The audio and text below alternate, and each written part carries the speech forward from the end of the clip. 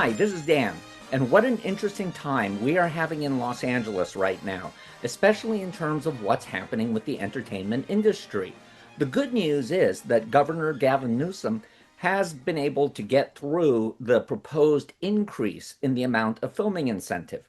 And right now, there's a list of approximately 48 projects that are targeted to get some of those incentives. These incentives are more than double what they were in the past. The question is, will that be enough? I'm going to say that in terms of a stopgap, as a band aid, these incentives are more than timely and extremely needed. In terms of whether it will be the panacea that the industry needs, I'm going to have to say, unfortunately, no. But that's not necessarily bad news because it's going to force what has been plaguing the industry for quite a while now. And really, when the industry is going through cataclysmic collapses like it's been experiencing for the past 2 years, it's usually a sign that there was a lot of bad stuff happening that was covered over because of ways of accounting, of ways of stockholders looking at quarterly and annual reports and all of that. And now we are not at the phase anymore where continuous growth or increases in growth rate are enough. We're in a period where you have to demonstrate profits. And because of that, a lot of the solutions that I'm hearing bandied about aren't addressing what the core troubles are. Let's start with one of the things that seems to have been solved, although not quite satisfactorily for long-termers in the industry. Film LA was up for their renewal as the firm that handles all of the permitting, all of the locations, booking the police, security, all of that to help facilitate production. And one of the reasons that the industry does not feel that Film LA has been helpful is that Film LA is partially part of the LA infrastructure, so that's bad enough. But worse, Film LA's most recent contract was in 2020. And in 2020, the industry was flying extremely high.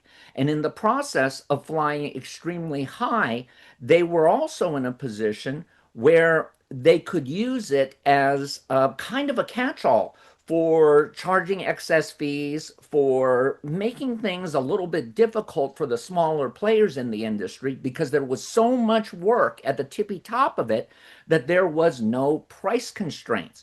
And because of that, Film LA got a we're the only game in town attitude and became really arrogant in terms of the way it dealt with the industry. It was a our way or the highway approach to the point where they wouldn't meet with industry players to discuss some of the challenges they were facing, some of the reasons they wanted to leave, or some of the incentives they were trying to get in order to stay. Instead, it became this lockdown pattern of saying, too bad, we're not going to base our fees on the size of your production, therefore a lower budget film will pay the same fees as something that costs $300 million. Moreover, parks and recreation were starting to charge greater and greater and greater fees and loading on the extras. So it became increasingly difficult to be able to set up a film shoot. Not only difficult, but expensive.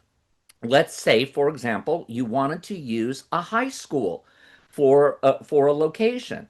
Well, in Los Angeles, after you pay for everything, including most likely paying separately for your crew's parking, you would usually get the location for $10,000 a day. In many of the runaway states, you would be able to pull off that same trick for hundreds of dollars, not thousands. And maybe that hundreds of dollars would count for an entire week. And you add that to all of the other fees that get added to almost anything that's involved with film, because film is looked at as a hugely deep pocket. And so Film LA was in a position where it could be tyrannical, and the studios would just pay it. But now that the metrics of the industry have changed really cataclysmically, bolstered by the strike, bolstered by the going back to work of many people. And let's face it, a lot of the work from home people were spending at least some of their time, even though they weren't supposed to, watching social media and looking at Netflix movies and things like that. Well, if you don't have time for that, and with the constantly increasing prices of everything, it gets to the point where it is no longer economically viable for you to maintain the subscription, and or at least it becomes less viable for you to want to have multiple subscriptions. Moreover, you're not doing as much viewing, and that was added on to content issues. Now, there are many YouTubers and Instagrammers and TikTokers who talk about the entertainment industry, and many of them are good. Professor Patrick was very good in his coverage of the LA, the film LA kerfluffle, to the point where I believe he was forbidden from showing up at that meeting. But either way, of course, it ended up passing. And of course, everyone is saying, well, we'll do better next time. And we all know that that means nothing will happen for next time. They're just going to hope that the industry has recovered sufficiently. Now, you might ask, why is it that the industry has gone through periods of runaway production all the way back to the 1950s and Roman holiday? You've always had periods where there was an immense runaways. What makes this time any different from the 1990s when Canadian co-productions first became a big thing? What makes this any different from the first run syndication era when a lot of things were running away to Canada and Europe to shoot there to take advantage of the, at that time, very, very early types of incentives?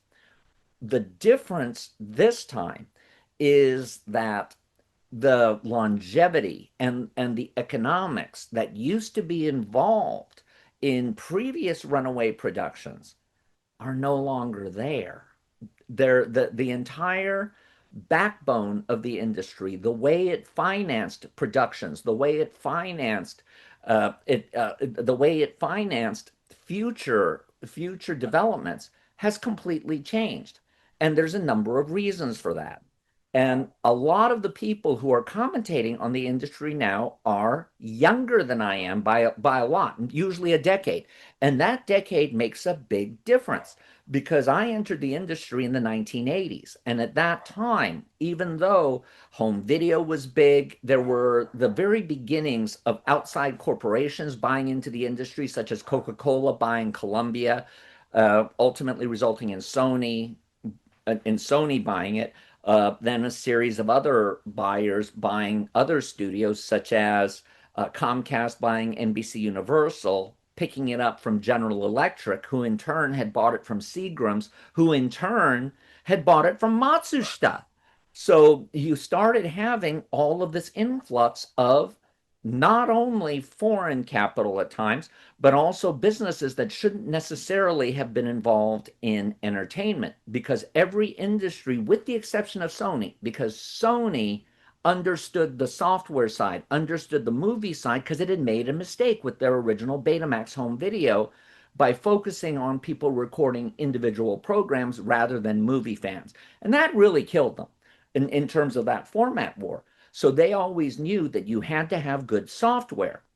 And so they were very keen on understanding that that part of the business is one they had to take the way it was, not try to shift it into a more traditional corporate structure.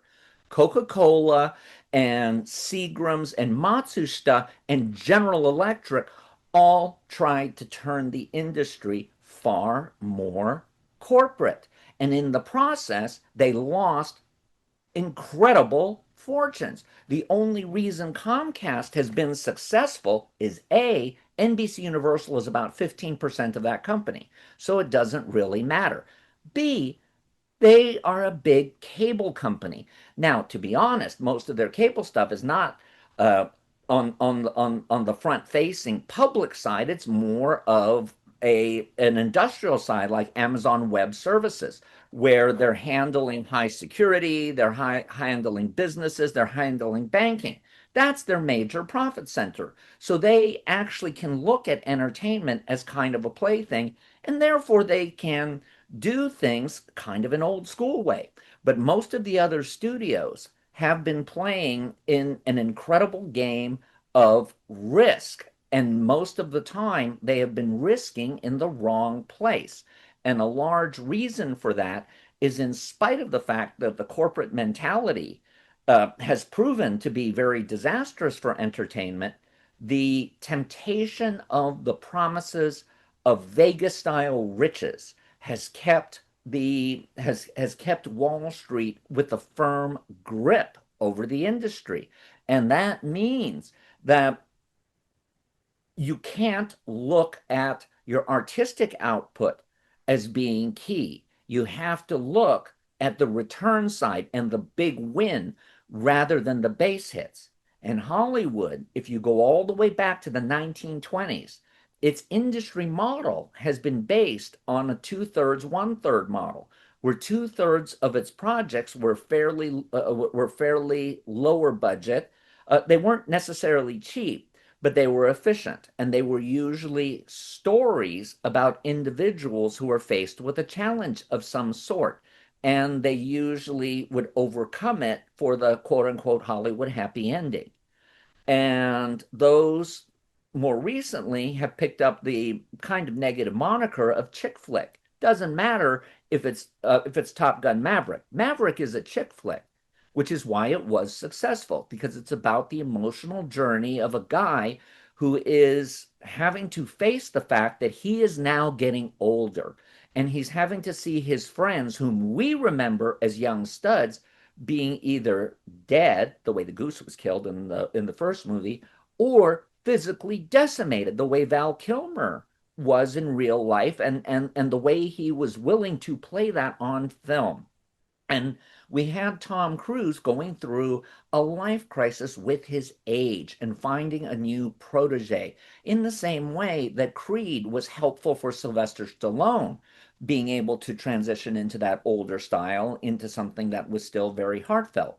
You notice that Maverick made an incredible fortune. It was hugely profitable. And yet, the last two Mission Impossible movies have been incredible disasters. Why? Because those are what used to be one third of Hollywood's output, which are the tent poles. The tent poles are big budget projects that are big bets. And if they win, you can make far more money than you can make with a lot of smaller hits all at once. But if you fail, you can lose your house, so to speak. And when you look at the problems with most of those tentpole type movies, is that they're very good with having incredibly strong scene orientation, big chases, big fights, lots of CGI, spectacular stunts. But most of the time, they don't necessarily have a story that grips you emotionally. Or if it does grip you emotionally, it's almost an effective but still very cartoon level, such as the end of Avengers Endgame. I admit that I felt sad with some of the choices the characters made or were faced with, but by the same token, they're very basic emotions that are easy to get without much effort. Whereas most traditional A pictures, that two-thirds, were things where you had to have a good script. Now, here's an example of some of the bad thinking that was coming out of Hollywood. You had the movie Hidden Figures in 2017, making an incredible profit on an investment that was, I believe, right around $50 million. And yet, once all of the foreign sales and once a lot of the other ancillaries played through, it made probably really, including the cable, the streaming and all of that, and whatever physical media is left, it still generated close to $500 million.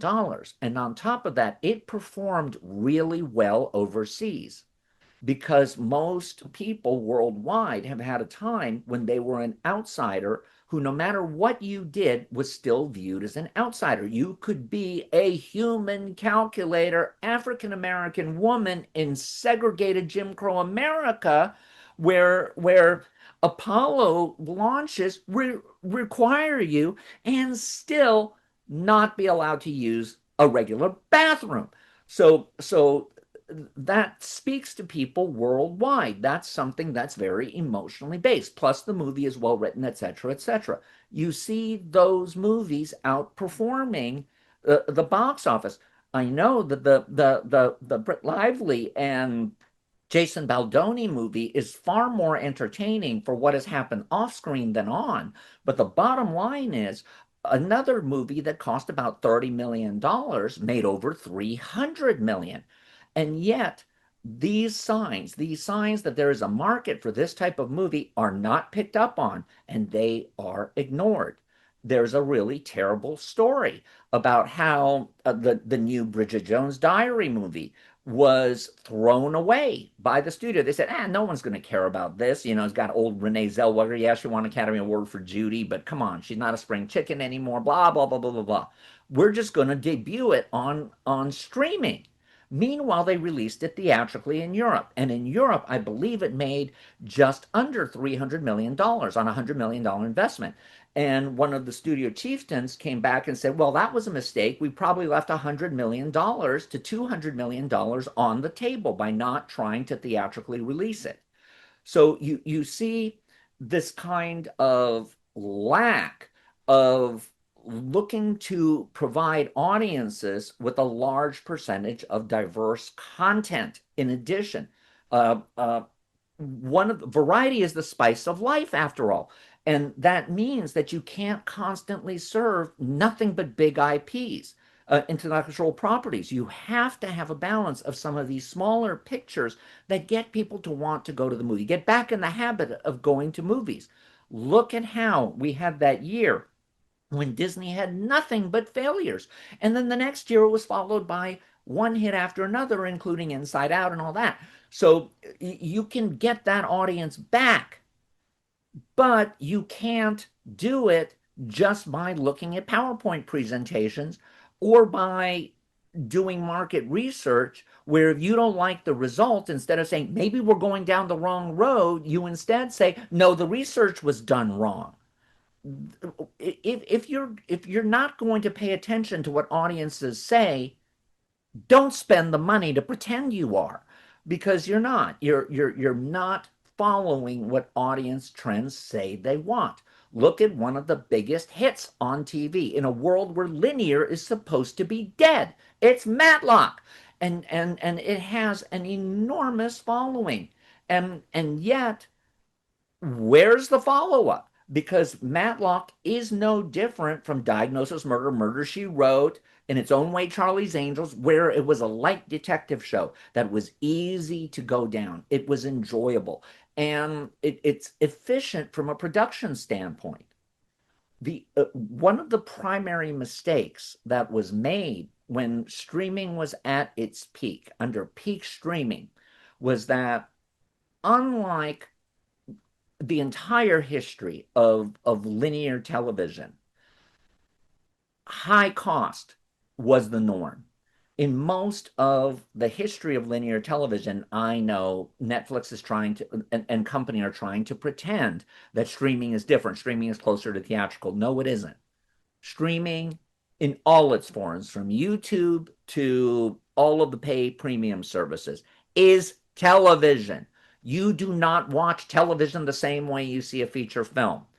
And that means that if you spend a ridiculous amount of money, you're still not going to get the attention that you get from a really good feature film, because the audience is distracted constantly. You know how Netflix said we're competing for two screens, and so therefore we have to come back and remember how to keep audiences caught up in case they drift because they're looking at their phone, they're playing with the dog, they're doing their laundry, they're getting food or whatever it is.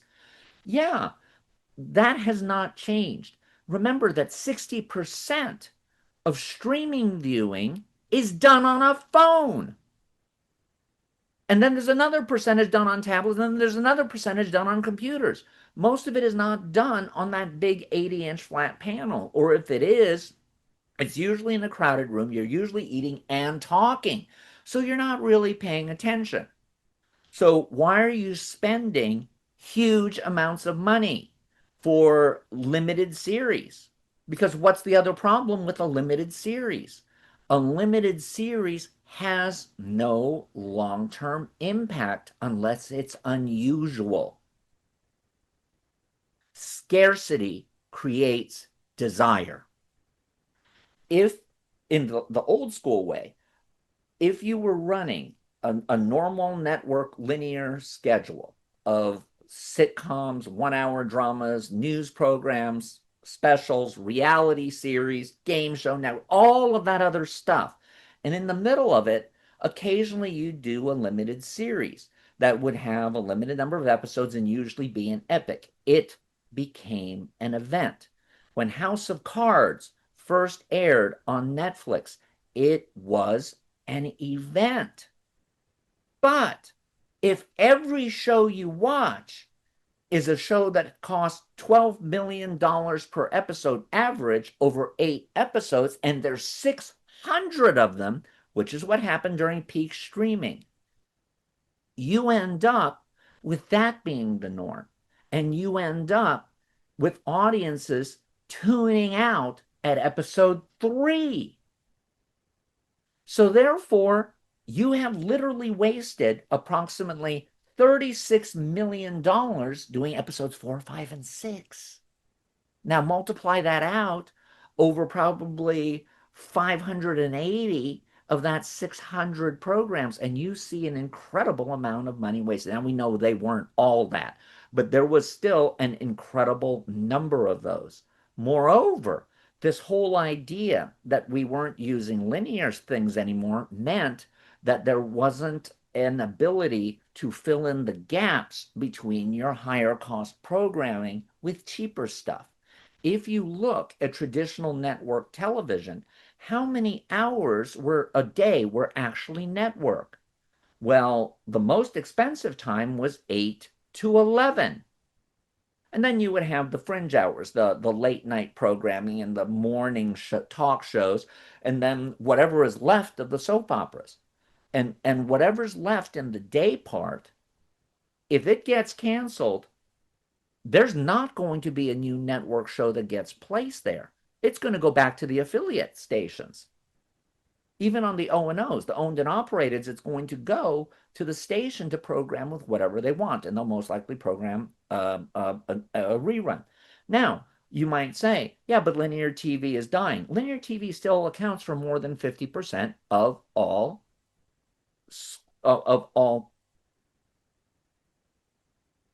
non-user generated viewing. Scripted, I wanted to say professional, but that's insulting to a lot of the YouTubers and Twitchers and all of that.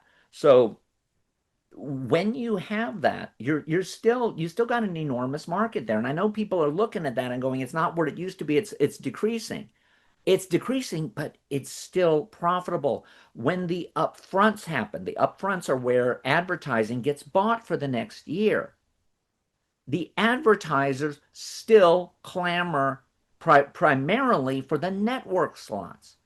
And then secondarily, it'll be the ad tiers for some of the professional streaming services. This is not a good development in television. The fact that you're aggressively decentralizing a part of the industry that is still largely profitable in favor of one that is having a hard time maintaining viewers.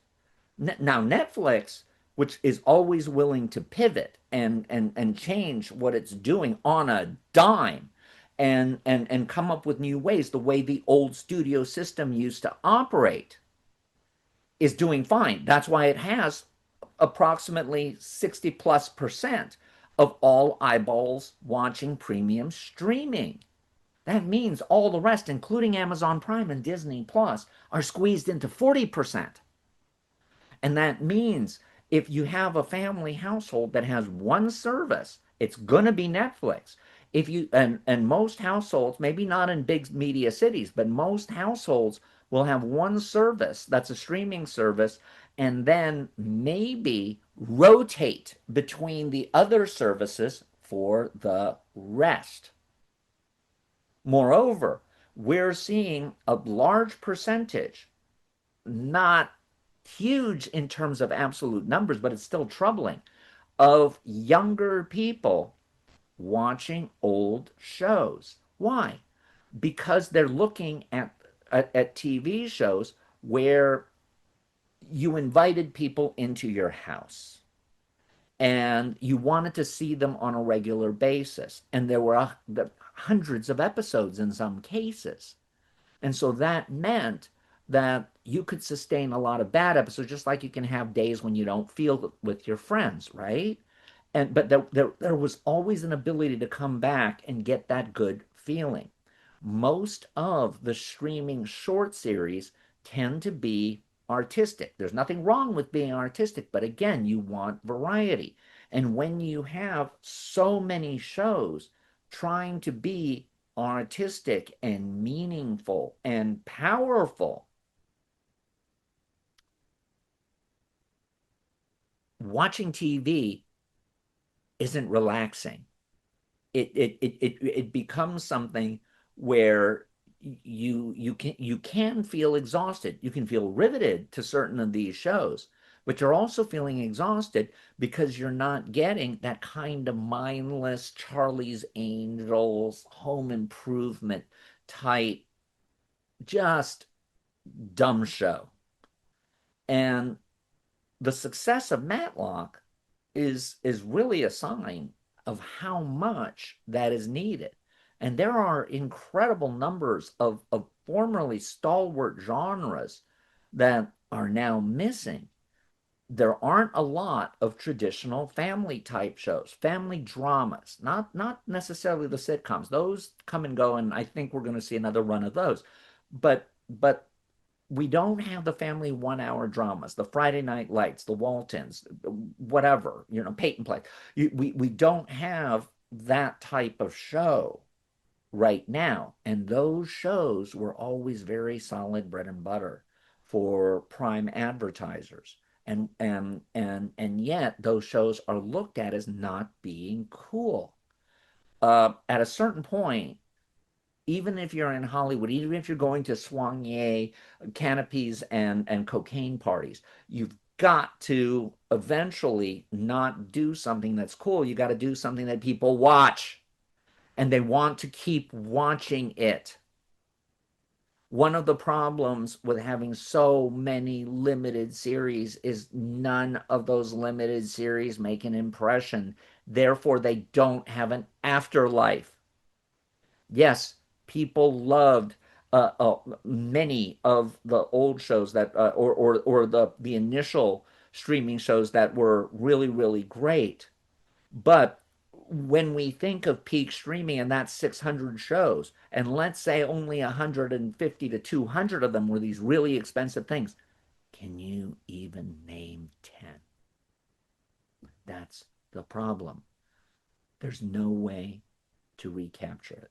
So business models have to be returned to profitability because that's what Wall Street is looking for, not subscriber growth. And with the spend that is happening, it becomes very difficult to sustain that. There's got to be a way to cut back on cost.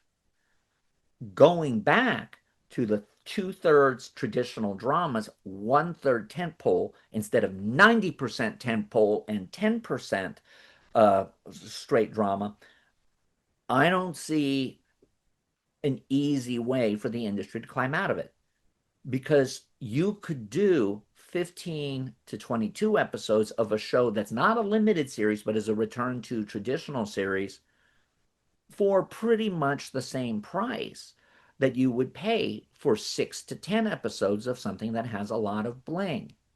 And moreover, if you have each episode being self-contained to a great degree rather than serialized, called a procedural, you have the ability for people to want to watch the same thing over and over. I can't tell you how many of my students will watch old episodes of Columbo and Murder, She Wrote and these other shows that look terrible because they're so brightly lit and flat and all of that, but they are interested in the characters and in their in their cleverness.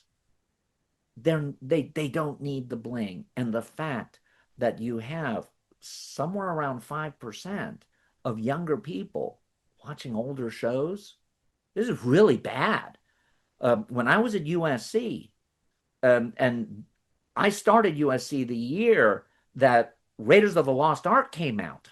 A Hollywood Renaissance period like no other, with George Lucas and Spielberg and Scorsese and everyone else going on and on about how they grew up on watching old movies on television. What percentage of kids or younger people were watching movies on television at that point?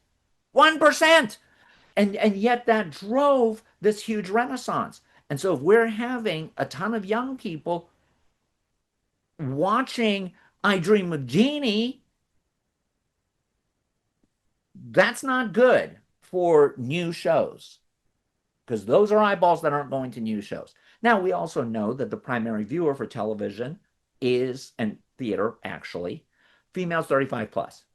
And yet that demographic keeps getting slammed. And no, switching the gender on a male role to a female role is not servicing that audience. It isn't.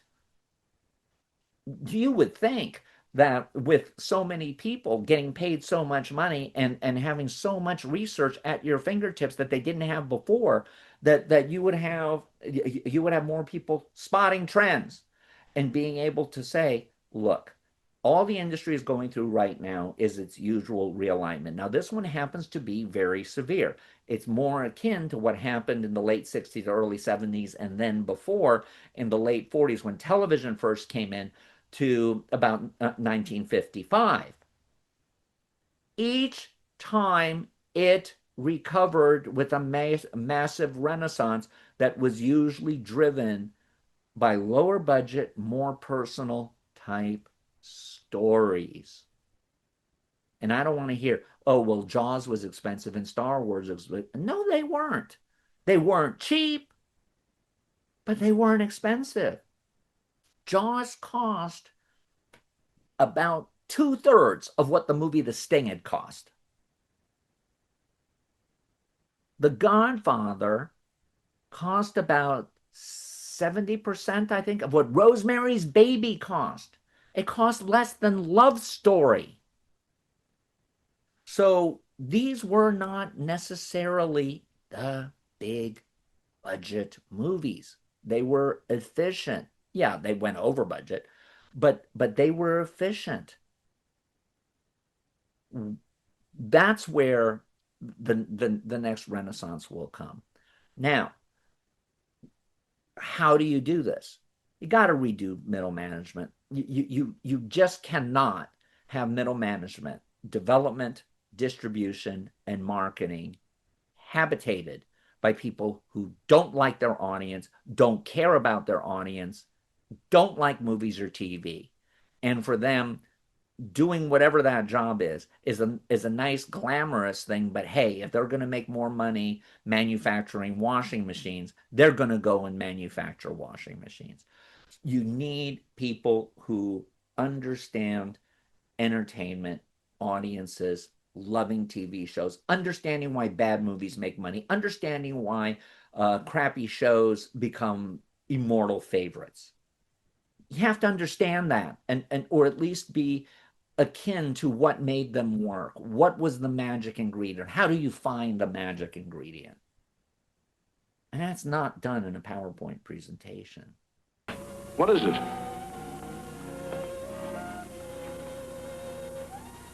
the stuff that dreams are made of.